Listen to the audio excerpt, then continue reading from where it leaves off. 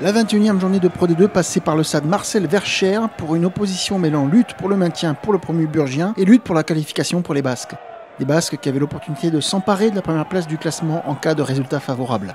Mais Bourg-en-Bresse ne se laisse pas démontrer et impose son envie. Un plaquage dangereux plus tard, c'est Mathis Viard qui va prendre le score de cette pénalité qui voit l'USBPA mener 3-1. Les Bressans sont bien rentrés dans le match tout en étant dominés en conquête. Cette action part d'ailleurs d'une mêlée et tout va s'enchaîner. Après le duo Van Lille-Barthélemy, Rouet se fait la belle.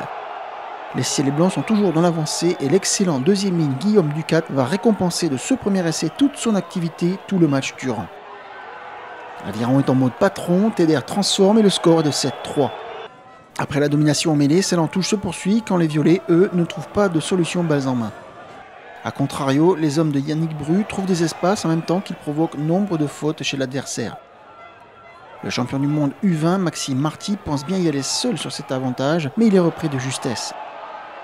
Les fautes à répétition agacent l'arbitre Jonathan Gasnier qui envoie Antoine Benoît se reposer 10 minutes après ce carton jaune.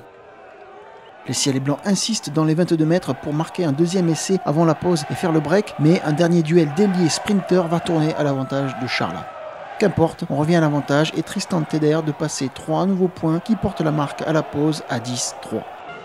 La prestation quasi parfaite des Basques en déplacement se poursuit dès la reprise alors que les locaux sont partis devant un coup de pied. Teder passe cette nouvelle pénalité, celle du 13-3. Décidément, le sort va s'acharner sur les promus venus de l'Ain. Il reste encore 30 minutes à jouer et Jonathan Gasnier a bien vu le plaquage avec retournement dangereux de Cyril Verret. Avec ce carton rouge, voilà les Bressans à 14 contre 15 et sans occasion d'essai à se mettre sous la dent. Et cette infériorité numérique va provoquer un sentiment de révolte dans le camp des punis. Et puis celui d'en face va alléger la sentence.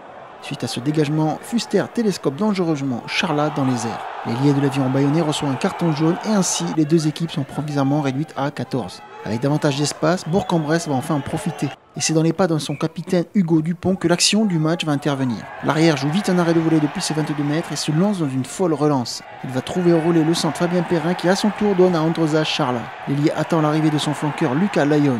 Le troisième ligne marque l'un des essais de la journée en même temps qu'il relance complètement les Burgiens. Et à 13-10, Dupont & Co en veulent plus. L'arrière va se faire sécher sur un joli coup de pied par-dessus. Mais l'action se poursuit avec un avantage. Jusqu'alors impeccable, la défense bayonnaise va une deuxième fois se faire transpercer.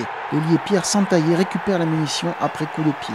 Les Violets ont marqué 2 fois en 2 minutes pour reprendre le score à 15-13 puisque la transformation sera manquée et que cela va avoir son importance. Autre secteur d'importance, la mêlée qui est toujours dominée par les gars de l'Aviron qui dans les 22 mètres offrent à Teder l'occasion de repasser devant au score 16-15. L'issue de la rencontre est incertain et on croit l'USBPA capable d'aller chercher la gagne après une balle perdue en touche. On écarte vite vers les extérieurs mais la longue passe de Perrin élue par l'arrière du soir Met Taleboula. Le Fidjien intercepté va marquer l'essai de la gagne à 10 minutes du terme. La transformation ne passera pas, mais la sentence est implacable. Après dégagement en touche de Sobus, Bayonne s'impose 21-15 pour ravir la première place du classement.